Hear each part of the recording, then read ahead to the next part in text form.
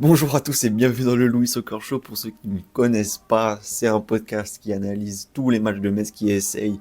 J'ai eu des empêchements, voilà, ça vous intéresse pas, mais le FC Metz est officiellement en Ligue 1 après un match dur et une deuxième période de prolongation qui répète le scénario qui s'est passé face à Saint-Etienne. La boucle est bouclée, voilà, ce mal est bouclé. On sent que des joueurs à qui ça tenait à cœur, Mathieu Hudol, Gauthier Hein, ils sont satisfaits, ils ont fait le taf. Et qu'est-ce qu'ils ont fait le taf? Waouh, je suppose qu'on a tous versé une larme quand on a vu Stambouli pleurer, quand on a vu Gauthier Hein retirer son t-shirt, tu le mérites.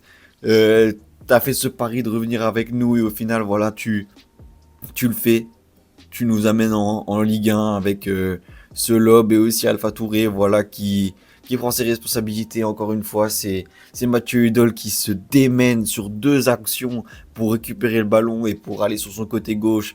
Après 120 minutes, ce mec a 6 poumons. C'est pas possible le nombre de kilomètres courus. Dommage qu'on ne les ait pas, on les a par équipe. Mais Mathieu Hudol, il doit faire un quart des kilomètres parcourus. C'est pas possible. En tout cas, il y a beaucoup de boucles qui sont bouclées. Euh, on va revivre une saison en Ligue 1 qui va relancer notre intérêt, qui va faire un peu de turnover, qui va nous remettre un peu d'argent dans les caisses. Cette victoire, elle nous est très utile. Et pourtant, qu'est-ce qu'on n'a pas hyper bien joué en première mi-temps, zéro frappe, on était à 8 à peu près pour le stade de Reims. Et je suis pas fan de la compo alignée par Stéphane Le Mignon. Je sais pas s'il doit faire avec des blessures, je sais pas s'il doit faire avec des organismes qui sont aménagés. Mais en tout cas, chez Kylian Sabali, numéro 9, on n'en veut plus. Sur un côté ou en soutien, pourquoi pas, mais en numéro 9 devant comme ça, c'est pas bon pour lui, c'est pas bon pour nous. Il fait des courses dans le vide, il n'arrive pas à être, il est frustré, donc je le comprends totalement. Le Mignon, c'est pas un bon choix. Kevin Van Kerkhoff, je le préfère en super sub, tout comme Morgan Bokele, même si voilà, je les aime bien, ils apportent de la vitesse sur les côtés. Sur un principe de base où on commence une saison comme ça, je dis pourquoi pas. Mais là, après la saison qu'on a vue et les performances qu'ils ont fait quand ils étaient titulaires, c'était pas satisfaisant quand ils étaient sur ses côtés et pas en super sub. Kofi Kwao, t'as tout donné toi aussi. Gauthier Hein, vraiment qui à la 115e me dit je veux plus jouer, j'ai tout donné, il veut que l'arbitre siffle. Mais non, c'est pas la fin du match. Et Mathieu Hudol qui inscrit voilà ce but qui nous permet d'aller en prolongation. N'oublions jamais ça. En fait, je pense que on va voir ce lob de Gauthier, mais surtout l'implication de Mathieu, surtout les récupérations qu'il a fait, tous les débordements qu'il a fait, et il tient sur ses jambes debout. Il pourrait encore courir 30 minutes, il pourrait encore faire le tour de la planète et revenir et inscrire une tête. Tout le monde a bien joué son rôle. Des pépites vraiment qui vont briller en Ligue 1. J'espère les garder. Parce que Sadi Boussané, même s'il a déjà prouvé en Ligue 1 qu'il pouvait tenir des matchs en tant que pépite, là il sera un joueur confirmé. Il va pouvoir bien briller. Mathieu Hudol, je pense que ça va être la dernière saison. Peut-être qu'il va s'offrir une last dance avec nous en Ligue 1. Mais s'il s'en va, personne ne lui en voudra. La boucle sera bouclée. Il nous a ramené en Ligue 1. Il va falloir qu'on remplace à gauche et qu'on prenne un bon billet, surtout, hein, parce que là, on donnera un joueur qui nous est très cher sentimentalement, mais aussi techniquement et physiquement et mentalement, etc. etc. C'est notre capitaine, tout simplement. Le milieu n'a pas fait trop ses preuves. Stambouli de Minguet, même Gauthier Hyde, hein, franchement, si on regarde l'ensemble de la rencontre, il y a eu aussi quelques imprécisions et tout qu'on ne lui connaît pas. C'est une fin de saison, c'est très bien que la récupération elle est compliquée. Et en parlant de récupération, je vais aussi saluer ces Rémois. Ces Rémois qui ont tout donné, qui ont joué finalement cette Coupe de France, qui arrivent euh, en première mi-temps de prolongation. Ils sont cuits et pourtant ils arrivent à tenir. Nous aussi on est cuits, c'est un peu moins normal, ce qui veut dire que voilà, vraiment ces Rémois, ils ont pas déjoué et ils avaient encore sous le capot, mais au final, c'est ce qu'on a vécu l'année dernière, les gars, tout simplement. Euh, Ça fait très mal. Je sais d'être à cette place, j'étais à ce stade l'année dernière. Cette fois-ci, j'ai pas pu le faire. Je suis très heureux pour tous les Messins qui ont fait le déplacement.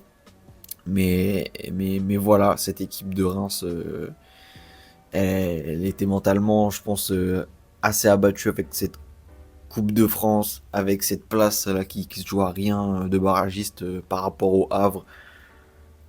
Il y a beaucoup de paramètres qui rentrent dans la tête, j'imagine. Et quand on est sur une pinte dégringolante, eh ben, ça fait pas forcément le taf. En plus, t'enlèves tes hommes forts, t'enlèves Hakimi, Gbané qui était aussi vraiment mentalement un cadre, et surtout Martia qui a tout donné. Vraiment, je pense que t'enlèves pas ces 3 joueurs, je sais pas comment ils sont au niveau des organismes. Peut-être que t'as voulu le faire jouer et du coup tu t'es dit que ça allait se finir dans les 90 minutes. Samba Diawara, mais au final, c'est des joueurs qui auraient pu donner la force mentale et nous, on les a gardés avec Mathieu Hudol. Sadi Boussané aussi, il parle bien sur le terrain, Gauthier.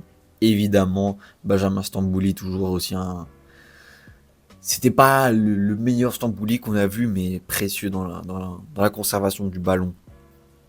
Les statistiques, vraiment, elles sont à l'image de tout ce que je vous ai dit. 18 tirs, 3 tirs cadrés, 8 tirs pour nous, 4 tirs cadrés.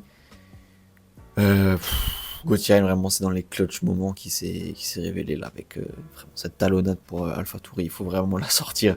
Il faut avoir la lucidité de dire que voilà, tu pourrais combiner avec celui qui t'a combiné toute la saison, Mathieu Hudol, et peut-être qu'il a essayé de le faire, mais en tout cas, voilà, c'est Alpha Touri qui s'est proposé. Tu lui as donné sa chance, il l'a saisi, il a marqué. Un but simple.